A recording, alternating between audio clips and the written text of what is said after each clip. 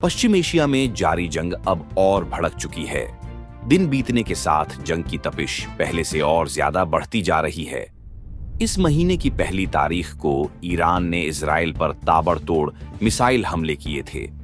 कुछ ही मिनटों के भीतर ईरान ने इजराइल पर 180 बैलिस्टिक मिसाइलें दागी थीं।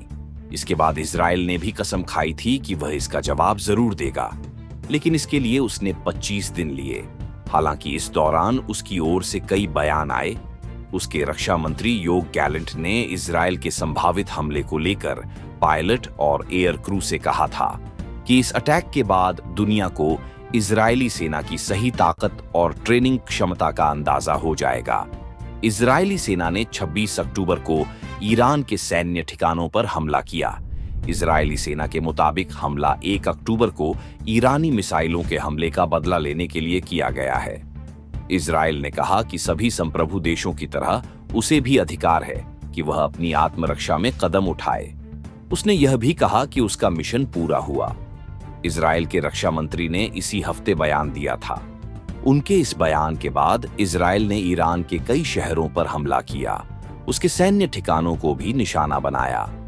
100 से अधिक फाइटर जेट के साथ यह हमला किया गया। ईरान ने हवाई क्षेत्र को बंद किया। इधर हमले के बाद ईरान ने अपने हवाई क्षेत्र को बंद कर दिया है। वहीं इराक ने भी अपनी फ्लाइट्स कैंसिल कर दी है। इन हमलों ने दोनों कट्टर दुश्मनों के बीच पूर्ण युद्ध का खतरा और बढ़ा दिया है।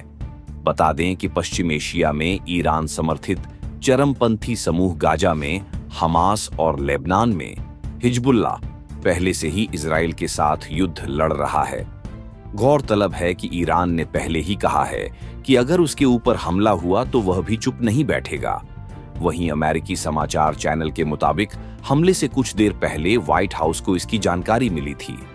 सीरिया में भी संगीत बमबारी। बता दें कि यह हमला ऐसे वक्त में हुआ जब अमेरिकी विदेश सचिव एंटोनी ब्लिंकन समझौते और मिडिल ईस्ट में शांति के मकसद से इजराइल पहुंचे हुए हैं। इजराइल ने सीरिया पर भी बम बरसाए, जिसके धमाके दमिश्क में सुनाई दिए। सितंबर महीने के आखिर से इजराइल सीरिया और लेबनान के खिलाफ अभियान चला रहा है। उसके मुताबिक वह हिजबुल्लाह के आतंकी ठिकानों को नष्ट करने के लिए ऐसा कर रहा है। इस बीच पत्रकारों के परिसर पर हमले के लिए इजराइल की आलोचना भी हो रही है। दक्षिण पूर्व लेबनान में हुए इस हमले में 3 पत्रकार मारे गए थे। इजराइल के इस एक्शन से पहले सवाल उठ रहे थे कि क्या वह सिर्फ बयानवर बनकर रह जाएगा? क्या इजराइल ईरान की धमकियों से डर गया है या फिर इस देरी का कोई और कारण है? ऐसे में अब यह देखना बेहद दिलचस्प होगा कि इजराइल के हमले का ईरान कैसे जवाब देता।